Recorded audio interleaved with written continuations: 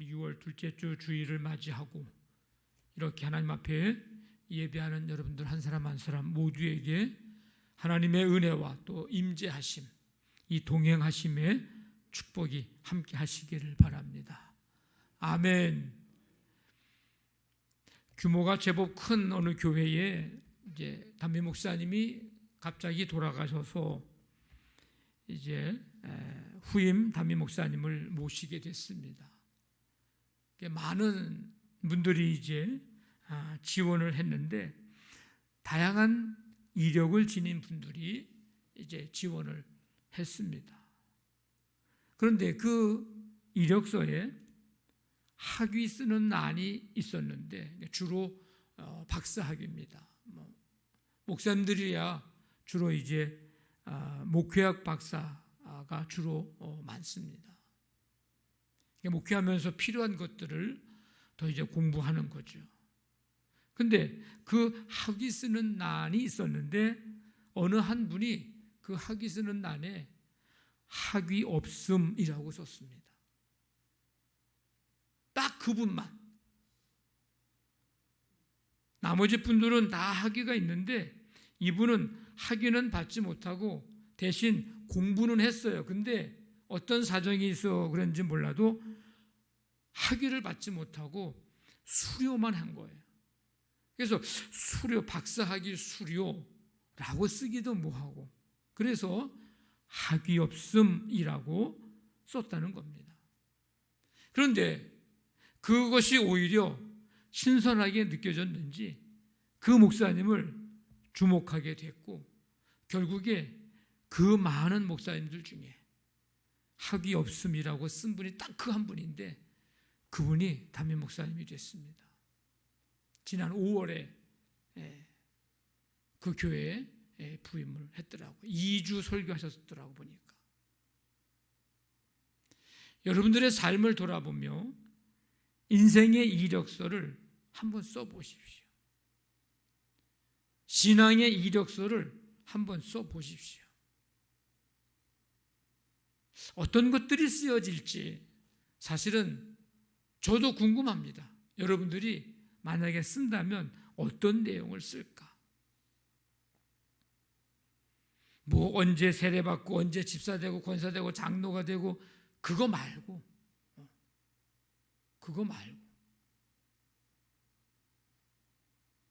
대부분 사람을 뽑는 현장에서는 어떤 기업이든지 어떤 현장이든지 간에 그 사람의 이력을 살펴봅니다.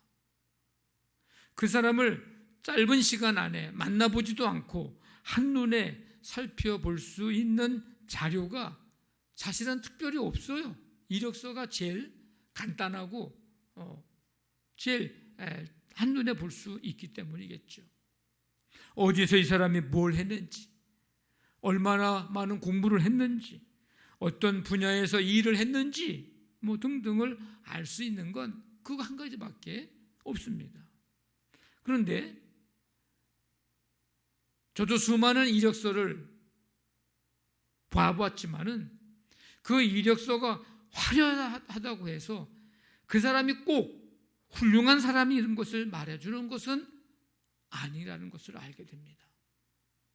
그저 그냥 그 사람이 어떤 사람인지 참고할 뿐이지 그 이력서가 곧 그 사람의 전부이거나 이걸 보니까 그 사람이 꼭 훌륭한 사람이다라고 단정지어서 말할 수는 없다는 것을 수많은 이력서를 보고 면접을 하고 이야기를 하면서 또 함께 일하면서도 그것을 느낄 수가 있었습니다.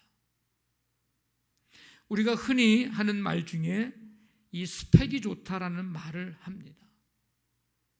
이 스펙이라는 말은 기계의 사양을 뜻하는 말이죠. 스펙서피케이션이라는 단어를 앞에 스펙 그것만 딱 먼저 앞에 것만 줄여서 이제 우리가 그렇게 이야기를 합니다. 그래서 어떤 물건을 사면 특별히 여러분들 어떤 이제 집안에 가전제품 같은 걸 사잖아요. 그러면 반드시 스펙서피케이션이 들어 있습니다. 이 제품의 사양, 이게 어떻게 됐고 이 내용이 뭐고 어떤 그거에 대한 설명이 제품만이 가지고 있는 기능이 적혀 있는 종이가 반드시 들어 있습니다. 그러니까 스펙이 좋다고 하는 것은 다른 제품이 가지지 못한 기능들이 이 제품에 있다고 하는 것을 설명해 주는 거예요. 사람들은 자신의 이력서에 스펙을 기록해서 좋은 학점이든지 자격증이든지 경력이든지 이런 걸 기록하고 그래서 경쟁하고 있는 또 다른 누군가와 나는 저 사람과 이렇게 다릅니다 라고 하는 것을, 뭔가가 있다고 하는 것을, 나는 이런 능력이 있는 사람이라는 것을 보여주려고 하고 나타내려고 합니다. 그러나 우리 그리스도인에게는 이러한 스펙보다 더 중요한 것이 있습니다.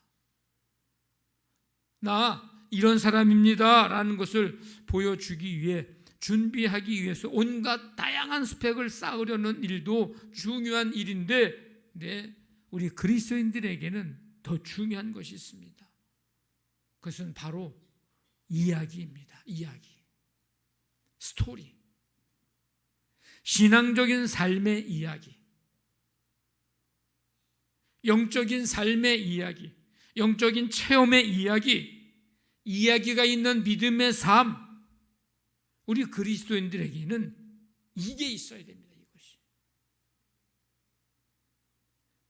이 이야기가 계속 이어지는 삶, 끊임없이 신앙적인 삶의 이야기를 만들어내는 삶이 더 중요합니다. 그래서 아까 여러분들의 이력서를 한번 제가 써보라고 얘기했는데, 그 이력서에 내가 무슨 언제 직분 받고 그거 말고 정말 내 영적인 삶의 이야기가 내게는 얼마나 있는가, 그 신앙적인 삶의 이야기 스토리가 내게는 얼마나 있는가, 지금도 계속해서 그 이야기를 나는 만들어 가고 있는 중인가, 그거를 알아볼 수 있는 그런 기회가 바로 나의 신앙의 삶의 이력서를 만들어 보는 겁니다. 성경에서 스펙을 이야기해 볼 때 성경에서 빼놓을 수 없는 사람이 사도 바울입니다. 이 세상적인 스펙이 어떤 줄 아십니까? 철학과 무역의 도시, 학문의 도시 길리기아 다소에서 태어났습니다. 우리식으로 말하면 나 양반의 도시에서 태어났어, 이제 막 이런 거죠. 그리고 태어난 지 8일 만에 할례를 받습니다. 율법의 의로는 흠이 없는 자입니다. 로마 시민권을 가진 사람입니다. 그래서 이스라엘 사람들이 사도 바울을 죽이려고 해도, 재판을 하려고 해도 마음대로 할 수가 없어요. 로마 시민권을 가져서. 그러니까 결국은 로마로 가서 로마에서 재판을 받는 일이 사도행전에 이제 벌어지잖아요. 대단한 힘입니다. 왜? 당시엔 로마가 세계를 지금 지배하고 있는 시대였기 때문입니다. 가말리엘 문화생입니다. 오늘날로 말하면 최고 대학을 나온 사람이에요. 학벌 좋죠. 바리새파 시부인이에요. 학벌 좋죠. 신앙 좋죠. 좋은 도시에서 태어났죠. 로마 시민권을 가졌죠. 빼놓을 수 없어. 부러워할 만한 그런 스펙의 사람이 사도 바울입니다. 그런데 사도 바울은 이 좋은 스펙을 배설물처럼 여겼습니다. 사도 바울이 자기가 가지고 있는 이런 내용들이 내 어떤 중요성이나 귀중한 어떤 가치를 몰라서 배설물처럼 여겼을까? 사도 바울이 교만해서 남들이 부러워하는 이 모든 것들을 배설물처럼 여겼을까? 에이, 뭐 이 정도는 뭐 다 하는 거 아닙니까? 뭐 이런 마음이어서 에이, 이건 뭐 그렇게 해서 배설물처럼 여겼을까? 사실은 모든 사람들이 다 부러워하고 있는 그런 내용인데 그런 건 아닐 것입니다. 사도 바울이 누구보다도 더 잘 알고 있어요. 남들이 부러워하는 것들이 그런 것들을 자신이 지금 갖고 있다는 거 잘 알고 있어요. 그렇기 때문에 열심히 공부했고 열심히 율법 지키려고 얼마나 애썼는지 모릅니다. 그런데 이 모든 것들을 배설물처럼 여겼다는 것은 뭐 공부할 필요 없어 뭐 그런 얘기가 아닙니다. 율법 지킬 필요가 없어 그런 얘기가 아닙니다. 배울 필요가 없거나 지킬 필요가 없거나 뭐 그런 얘기가 아닙니다. 이 땅에 살면서 해야 할 일을 하지 말라는 것도 아닙니다. 예의나 규칙이나 상식에서 벗어난 삶을 살라고 하는 그런 얘기도 아닙니다. 예수님을 만나고 나니까, 예수님을 믿고 나니까 그런 것들을 쫓던 삶에서 다양한 스펙을 쌓는 삶보다 더 중요하고 가치 있는 삶을 발견했고 그 삶을 살겠다는 거예요. 다시 말하면 그동안은 누군가에게 보이기 위한 열심이었어요. 자기가 그렇게 열심히 하면 사람들이 알아주고 율법 잘 지키면 사람들이 알아주고 누군가에게 나를 드러내려고 하는 삶을 살아온 거예요. 근데 이제는 그런 삶이 아니라 이야기가 있는 삶, 신앙적인 삶의 이야기, 영적인 삶의 이야기, 영적인 체험의 이야기, 이야기가 있는 믿음의 삶을 살겠다는 것입니다.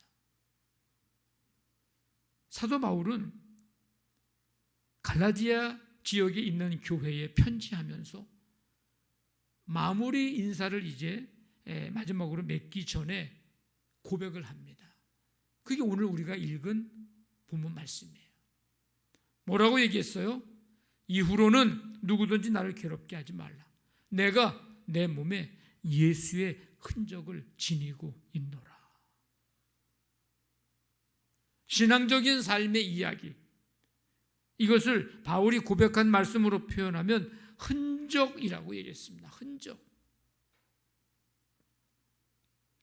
그리스도인으로서 가진 믿음의 흔적, 믿음 생활하면서 경험하게 된 흔적, 신앙생활하면서 얻게 된 거룩한 상처, 하나님 나라 위에 일하면서 하게 된 거룩한 낭비, 내게는 그런 것이 있다. 그러면 질문을 던져 보십시오. 여러분 스스로. 나는 신앙적인 삶의 이야기가, 스토리가 있는가?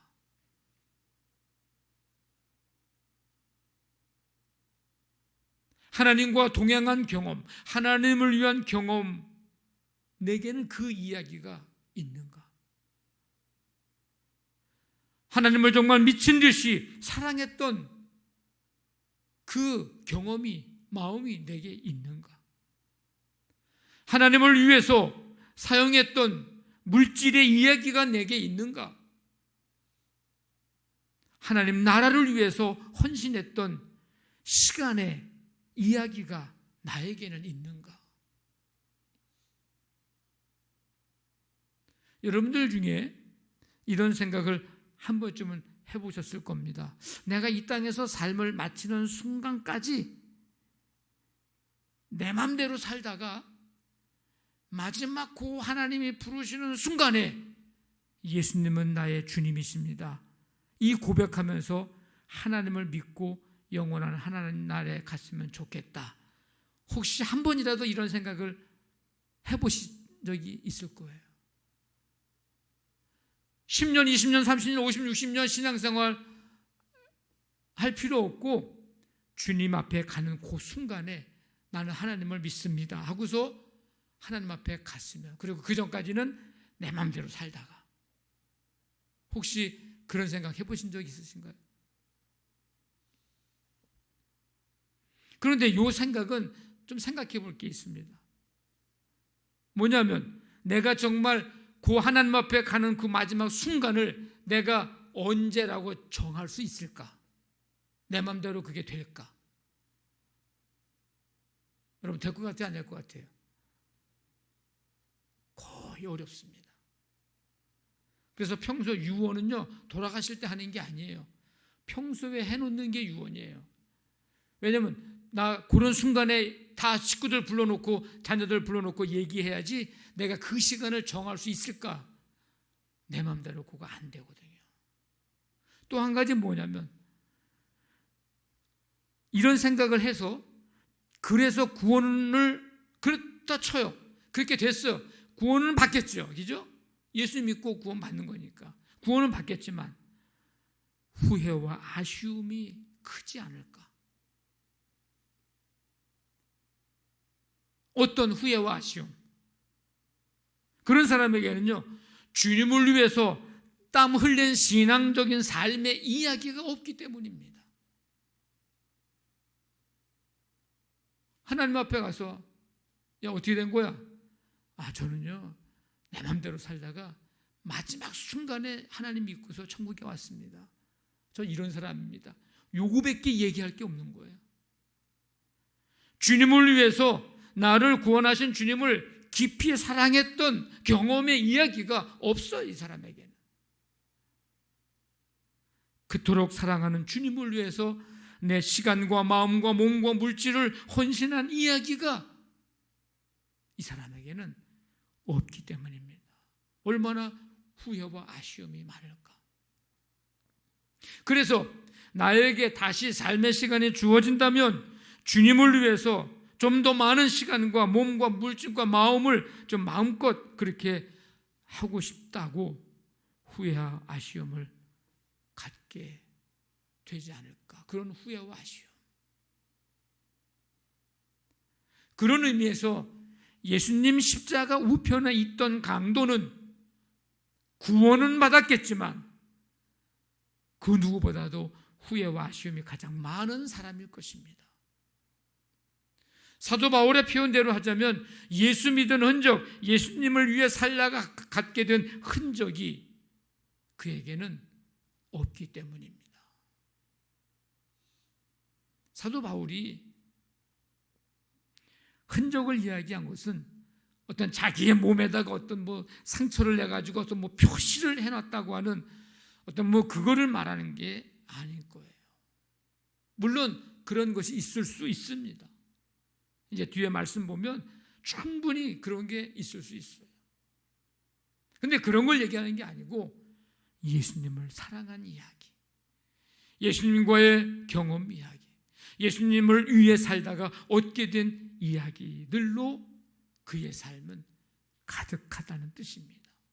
실제적으로 사도 바울이 고린도 후서에서요, 그 이야기를 합니다. 뭐라고 얘기하냐면 내가 수고를 넘치도록 하고 옥에 갇히기도 많이 하고 매도 수없이 맞고 여러 번 죽을 뻔했고 40에서 하나 감한 배를 5번 맞고 3번 태장으로 맞고 돌로 맞고 배도 파손되고 주야를 깊은 바다에서 지내기도 하고 강의 위험, 강도의 위험, 동족의 위험, 이방인의 위험, 시내의 위험, 광야의 위험, 바다의 위험, 거짓 형제의 위험 당했고 자지도 못하고 줄이고 목마르고 굶고 춥고 헐벗었다. 사도 바울의 이러한 이야기들을 들으면 그의 몸에 얼마나 많은 상처가 있을까도 실질적으로 충분히 능히 짐작이 갑니다.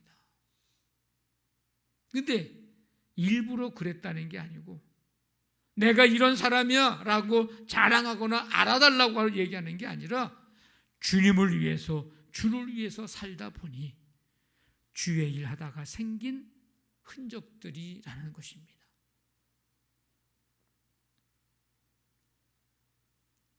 저는 제 몸에 많은 상처가 있습니다. 저는 수술을 6번 하고 인생 살아오면서 어렸을 때 돌 때도 했지만 17살 때 5번을 연속해서 3개월 동안에 이제 했고, 그 수많은 약 1000ml짜리 1000여 개의 링겔을 맞고, 그런 과정에서 생긴 상처들이 많습니다. 그러니까 처음에는 창피해서 목욕탕을 못 갔어요. 왜? 사람들이 다 나를 쳐다볼까 봐. 지금은 뭐 그런 것 이제 뛰어넘었지만, 그리고 버스 안에서 제가 이 손잡이를 잡지 못했어요. 왜냐하면 양쪽 여기에 상처가 있기 때문에. 링겔 맞은 상처가 있어요. 링겔을 한두 대 맞으면 그냥 혈관에 놓지만, 하루에 3대씩 이게 막 한 달, 2달을 맞으면 혈관에 못 넣습니다. 혈관에 작은 또 호수를 집어넣어서 이제 맞아야만이 주사를 맞아요. 링겔을 맞을 수 있어요. 그러려면 여기를 찌고 그 정맥보다도 더 작은 호수를 집어넣으려면 째야 되거든요. 그 상처가 있습니다. 그래서 그게 손을 들고 이 손잡이를 잡으면 창피해가지고서 여기 상처가 보이니까 여름에 손잡이를 잡지 않았어요. 버스든 전철이든. 지금은 뭐 다 뛰어넘었지만, 저는 그걸 보면서 내가 주님을 위해서 일하다가 생긴 상처는 아니지만, 하나님이 돌 때나 17살 때 이미 죽어야 할 사람을 살려주신 그런 과정 속에 생겨난 상처이기 때문에, 그 상처를 보면서 나는 아픔을 기억하기보다는 하나님의 은혜와 사랑을 기억하고, 하나님이 그때 죽을 나를 살려주셨지. 이게 상처가 그런 하나님의 은혜와 사랑을 기억하는 상처와 흔적으로 제게는 남아있고, 그렇게 저는 저 스스로 자랑 삼아 생각을 하고 있습니다. 사도 바울의 이 수많은 상처가 자기를 위해서가 아니고 복음을 전하다가 생긴 흔적들. 여러분, 우리에게 시간이 그리 많지 않습니다. 여러분 앞으로 인생 몇 년 살 것 같아요? 여기 뭐 몇 사람 빼고는 50년도 이제 기껏 넘거나 말거나 아마 왔다 갔다 하는 대부분이 그럴 것 같아요. 50년이 길 것 같죠? 금방 갑니다. 쏜살같이 가요. 지금까지 신앙적인 삶의 이야기가 있겠지만, 여러분의 인생 속에 바라기는 신앙적인 삶의 이야기가 더 많아졌으면 좋겠습니다. 예수님을 위해 살았던 삶의 흔적이 여러분의 인생 속에 더 많아졌으면 좋겠습니다. 남은 시간 동안에. 이게 어떻게 할까요? 어떻게 하면 신앙적인 삶의 이야기가 더 많아질까? 어떻게 살아야 할까요?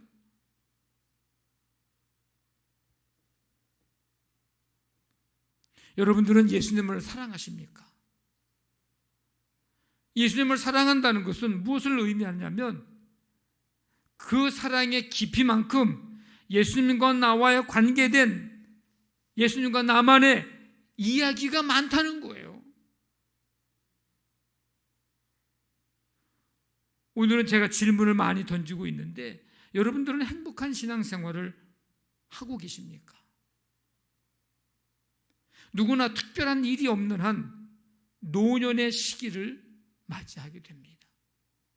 조금 빨리 맞느냐, 조금 늦게 맞이하느냐의 차이지, 다 우리가 노년의 시기를 맞이할 텐데, 행복한 노년이라고 하는 것은 무엇을 말하는 것일까? 보통 대답은 뭐라고 얘기합니까? 건강하게 오래 사는 거. 대부분의 사람들이 건강하여서 오래 사는 거, 이렇게 대답할 거예요. 네, 좋습니다. 근데 그것도 좋지만 더 좋은 것은 하나님을 깊이 사랑했던, 깊이 경험했던 이야기가 많은 가운데 맞이하는 노년, 하나님과 동행한 이야기가 지금부터 여러분들이 앞으로 50년을 더 산다고 할 때 50년을 그냥 건강하게 오래 잘 먹고 잘 사는 것도 복이겠지만 이 남은 50년을 하나님과 동행한 이야기가 많아지는 가운데 내가 그 노년을 맞이하는 거, 행복한 노년입니다. 그게 어떻게 살아야 할까요? 그러면 오늘 두 가지를 말씀드리려고 하는데, 하나는 하나님의 뜻이 내 삶에 이루어지도록 하십시오. 하나님의 뜻이 뭘까? 하나님의 뜻이 어디에 있을까? 우리가 다 알 수는 없지만, 우리 부족한 지혜로 다 알 수는 없지만 가장 확실한 것은 기록된 하나님의 말씀, 이 성경에 하나님의 뜻이 뭔지 분명하게 우리에게 가르쳐주고 있습니다. 다른 거에서 찾을 필요 없어요. 어떤 말씀이든지 하나님의 뜻이 담긴 이 말씀 하나만이라도 붙들고 그 말씀과 씨름하면서 그 말씀에 담겨있는 하나님의 뜻이 내 삶 속에 이루어지도록 해보십시오.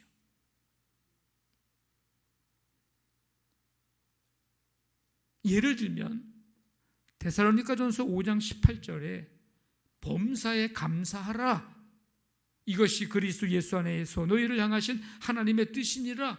하나님의 뜻이 범사에 감사하는 거예요. 그러면 이 말씀 붙들고 하나님과 나와의 깊은 신앙의 삶에 주님과 동행한 이야기들을 내가 만들어 가는 건데, 어떻게 하는 건가?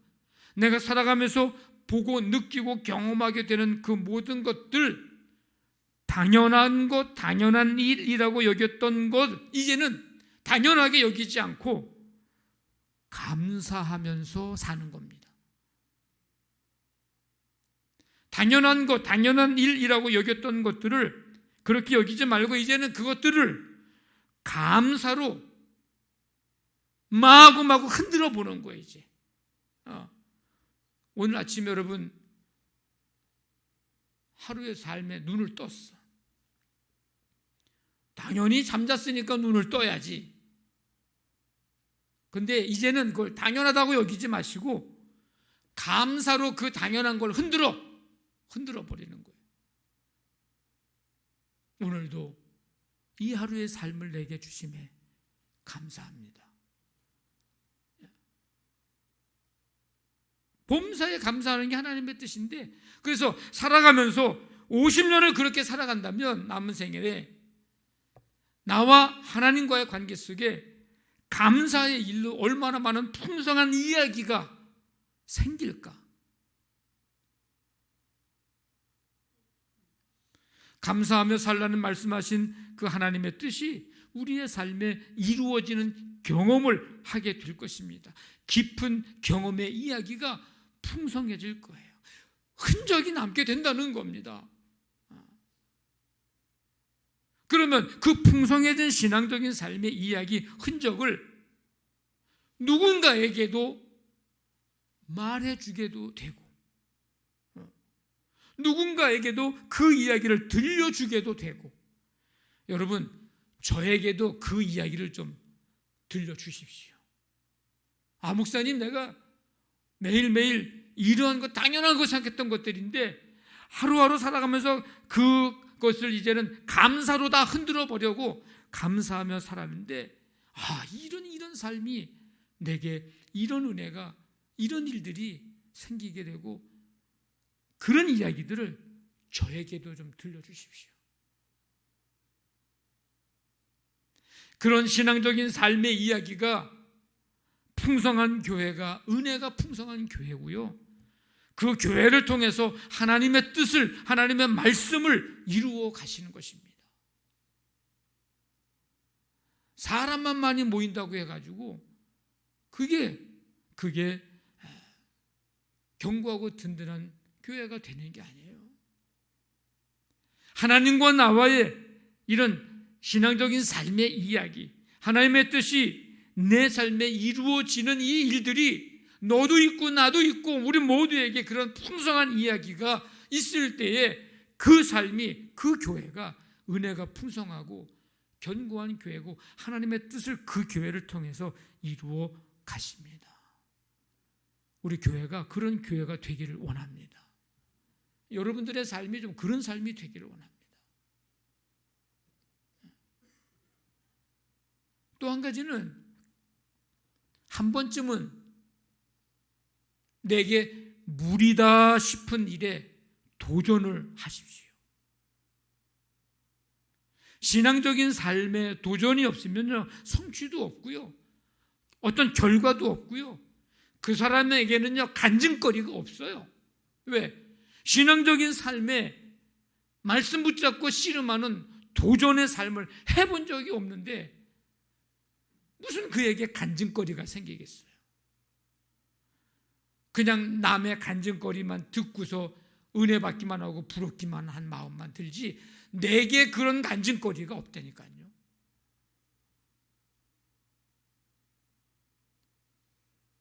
삶의, 신앙적인 삶의 흔적이 내게 없습니다. 도전이 없습니다. 예수님의 우리를 향한 사랑, 구원의 흔적은 뭘까요? 어디에 나타났습니까? 십자가에서 나타났죠. 겟세마네 동산에서 십자가 지기 위해서 간절히 처절히 기도했던 그 기도에 도전이 없었다면 우리의 구원은 없었을 것입니다. 내 뜻대로 마시옵고 아버지 뜻대로 하옵소서. 그 십자가 지신 거 아니에요? 여러분은 하나님을 믿습니까? 하나님을 사랑하십니까? 하나님의 역사하심이 여러분들의 삶 속에 나타나기를 원하십니까? 그러면 한 번쯤은 무리다 싶을 정도로 신앙적인 삶에 도전을 해보십시오. 예를 들면 이런 겁니다. 여러분들이 한 해 매주 예배 드리는 이 일에 도전을 한번 해보십시오. 어떤 신앙적인 삶의 이야기가 여러분들에게 생겨날지 모릅니다. 무모하다 싶을 생각이 들지 모르겠지만 한번 도전해 보십시오. 내가 예배 드릴 때 미리 와서 나만의 말씀을 읽어가든지 아니면 오늘 주시는 말씀, 그날의 말씀을 묵상하는 시간을 여러분들이 매주 한번 가져보십시오. 뭔가 해봐야 어떤 삶의 이야기, 스토리가 내게 생길 거 아니에요. 도전을 해야.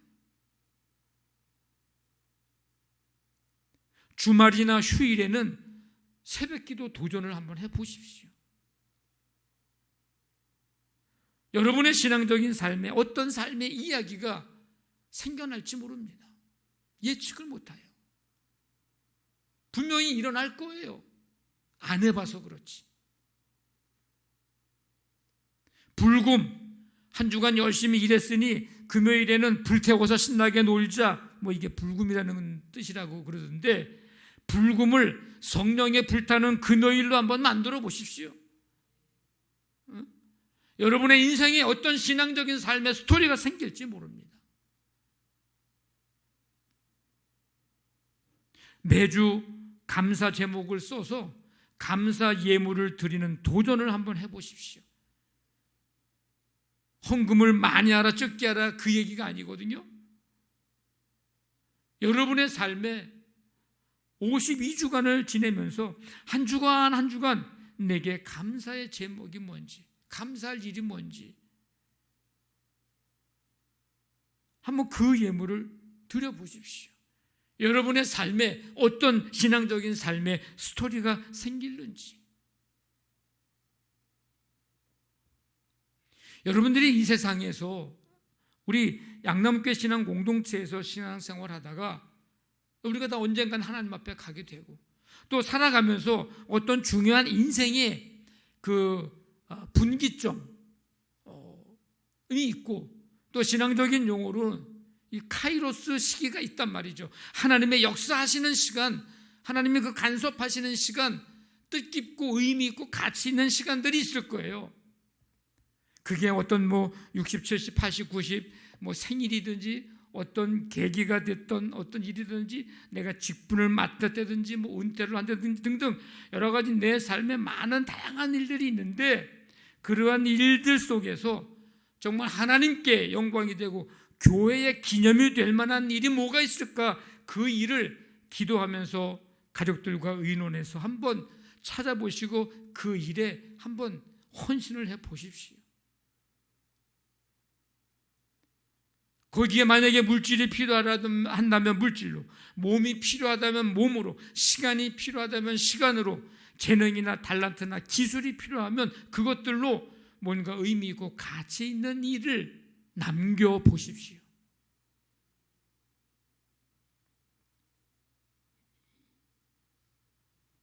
제가 지금 몇 가지 이야기들을 드렸는데 이것들 이외에도 여러분들이 기도하면서 그 일을 찾아보면 얼마든지 내가 영적인 신앙적인 삶에 도전을 해볼 만한 일들이 분명히 있을 거예요. 아니면 좀 편하고 좀 의논할 만한 대상이 있으면 그분들하고 의논해서 좋은 그런 기회를 얻어서 해보는 것도 괜찮고요.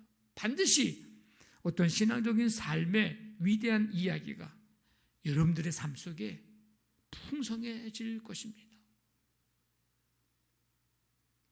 여러분, 우리에게 시간이 그리 많지 않습니다. 왜? 내일은 내 시간이 아니기 때문에 그렇습니다.